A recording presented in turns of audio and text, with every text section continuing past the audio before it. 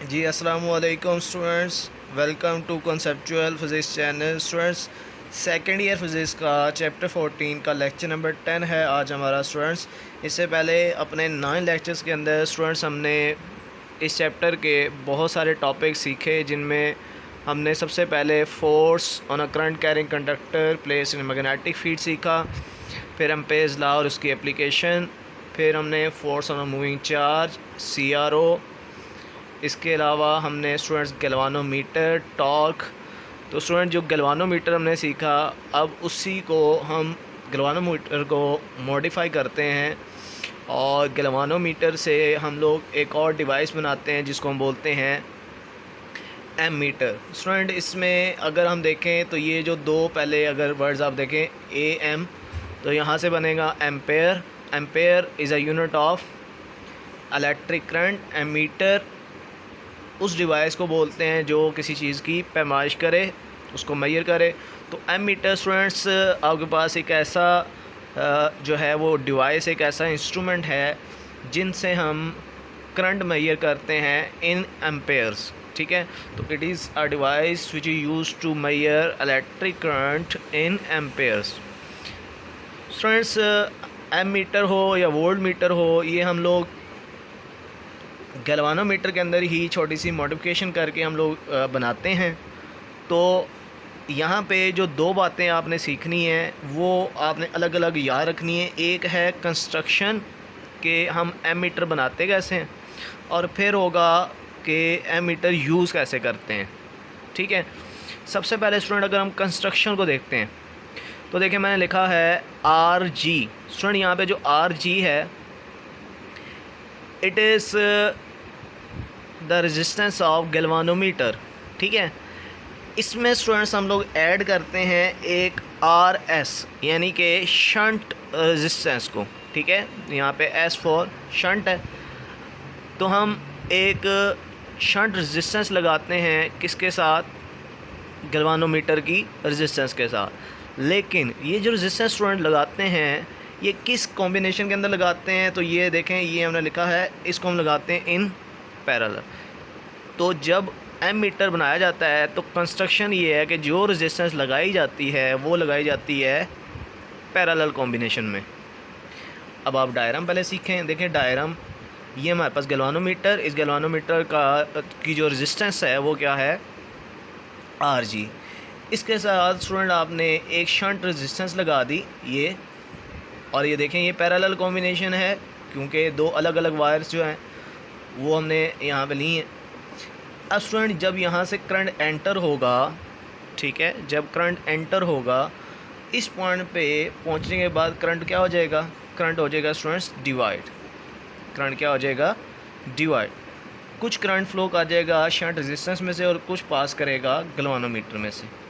ठीक है, अब स्टूडेंट ये जो यहाँ पे हम रेजिस्टेंस लगाते हैं ये शंट रेजिस्टेंस होती है। शंट का मतलब होता है स्टूडेंट्स लो वैल्यू की रेजिस्टेंस।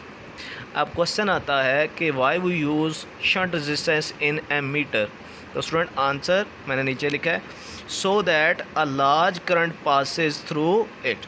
देखिए जब यहाँ से करंट ऊपर जाएगा तो करंट कौन से पाथ में ज़्यादा फ्लो करेगा, जिस पाथ के अंदर उसको रेजिस्टेंस कम नज़र आएगी। स्टूडेंट याद रखिएगा, जब हम करंट फ्लो करवाते हैं तो हम चाहते हैं कि गैल्वानोमीटर में से कम करंट जो है वो फ़्लो करे। ज़्यादा से ज़्यादा करंट किस में फ़्लो कर जाए, शंट रेजिस्टेंस में। ये जो रेजिस्टेंस हम लगाते हैं, अब ये रेजिस्टेंस स्मॉल होगी तभी तो यहाँ पे करंट ज़्यादा आएगा।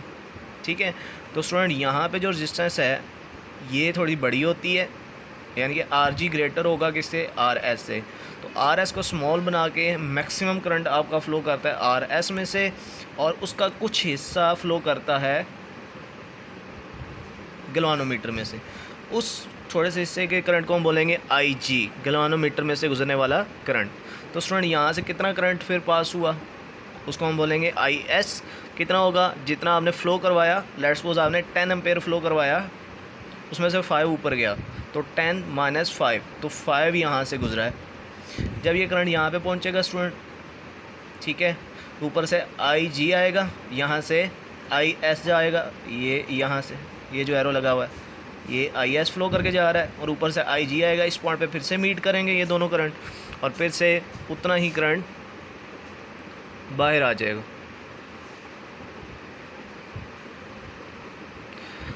तो स्टूडेंट्स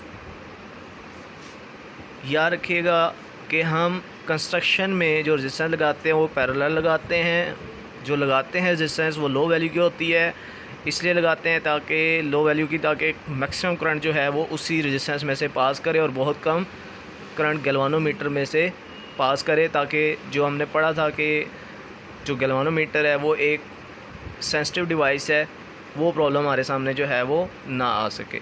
अब स्टूडेंट आगे आ जाता है कि जब हम गैल्वानोमीटर को एम मीटर को जब ये एम मीटर बन गया ए, अब इस एम मीटर को जिस सर्किट के अंदर हमने लगाना होता है जिसमें आपने करंट को मेजर करवाना है, ठीक है, circuit in which current is to be measured, उस सर्किट में स्टूडेंट जब हम इसको लगाते हैं तो हम सीरीज़ कॉम्बिनेशन में लगाते हैं, ठीक है। यह है इसका यूज़। कंस्ट्रक्शन हमने की थी, एक रेजिस्टेंस पैरेलल लगाते। अब एक सर्किट है, लेट्स सपोज हमारे पास कहीं पे ये एक कैपेसिटर मौजूद है, ठीक है, फिर ये एक इंडक्टर मौजूद है और स्टूडेंट हम यहाँ से जो फ़्लो करके करंट मूव करके आ रहा है, इस पॉइंट से करंट जो मूव करके आगे जा रहा है, हम इन दो पॉइंट, इस ए पॉइंट और इस बी पॉइंट के दरमियान करंट मालूम करना चाहते हैं।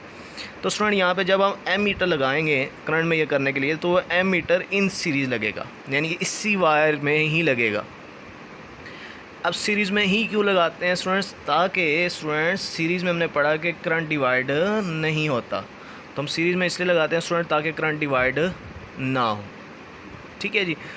अच्छा, अब स्टूडेंट्स अगर हम डायग्राम के मुताबिक शंट रेजिस्टेंस का फार्मूला बनाना चाहें जिससे हमारे न्यूमेरिकल सॉल्व होने हैं, तो देखिए ये डायग्राम है जो कि पैरेलल कॉम्बिनेशन की है। अब स्टूडेंट हमने सीरीज़ एंड पैरेलल कॉम्बिनेशन अपने फर्स्ट चैप्टर में बड़ी डिटेल में सीखा, मैंने आपको फार्मूलाज बनाना सिखाए, डिटेल में आपको बताया कि वोल्टेज क्यों डिवाइड नहीं होता किसी कॉम्बिनेशन में, किसी कॉम्बिनेशन में वोल्टेज डिवाइड हो जाता है। तो स्टूडेंट वहाँ पे हमने सीखा था कि अगर हमारे पास पैरेलल कॉम्बिनेशन हो तो करंट चूँकि डिवाइड हो जाता है, यहाँ पे जाने के बाद करंट दो हिस्सों में बढ़ जाएगा, लेकिन वोल्टेज क्या रहेगा दोनों रेजिस्टेंस में से वो सेम रहेगा। Voltage through shunt end voltage through galvanometer, दोनों में वोल्टेज जो होगा वो क्या होगा स्टूडेंट्स, वो सेम होगा।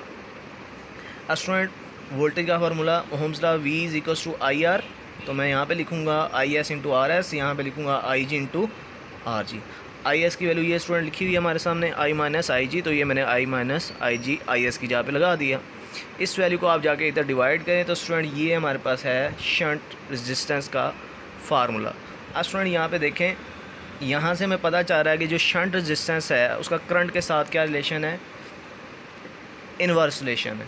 इसका मतलब ये हुआ स्टूडेंट कि अगर हम चाहते हैं कि मैक्सिमम करंट हमें मिले, करंट बहुत बड़ा मिले, ठीक है, ये देखें करंट को मैंने एरो अपवर्ड शो किया है, यानी कि मैक्सिमम करंट हम चाहते हैं कि मिले, तो रेजिस्टेंस को क्या करना होगा, शंट रेजिस्टेंस की वैल्यू को क्या करना होगा, कम। तो आप शंट रेजिस्टेंस की वैल्यू को कम करके आप मैक्सिमम करंट जो है वो हासिल कर सकते हैं। तो इसी बेस पे हमारे पास आइडियल एमीटर स्टूडेंट्स क्या होगा, एक ऐसा एमीटर जिसकी शंट रेजिस्टेंस की वैल्यू कितनी हो, ज़ीरो हो, ठीक है, शंट रेजिस्टेंस की वैल्यू क्या हो जाए, वो ज़ीरो हो। ऐसा एमीटर हमारे लिए क्या कहलाएगा, आइडियल एमीटर। और इस केस में जो करंट होगा स्टूडेंट्स वो क्या होगा, वो हमारे लिए मैक्सिमम हो जाएगा, ठीक है, हमारे लिए क्या हो जाएगा, मैक्सिमम हो जाएगा, या आप उसको कह सकते हैं कि वो हमारे लिए इनफाइनाइट हो जाएगा। तो ये था हमारा स्टूडेंट बहुत ही इंपॉर्टेंट टॉपिक।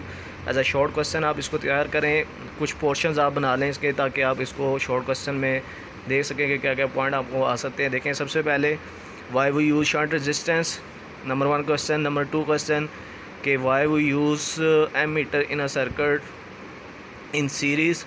देन हमें ये क्वेश्चन आ सकता है कि आप इसका फार्मूला जो है वो ड्राइव करें, या इसका सर्किट बनाना आपको आ सकता है, ठीक है। तो ये पॉइंट ऐसे हैं जो कि आपको क्वेश्चन जो है वो पूछे जा सकते हैं। एक्सरसाइज में क्वेश्चन नंबर 14 भी इसी टॉपिक से रिलेटेड है, उसको भी हम अपने नेक्स्ट लेक्चर में जो है वो देखते हैं कि उसका आंसर हम लोग क्या बनाएंगे। तब तक के लिए स्टूडेंट्स अल्लाह हाफ़िज़।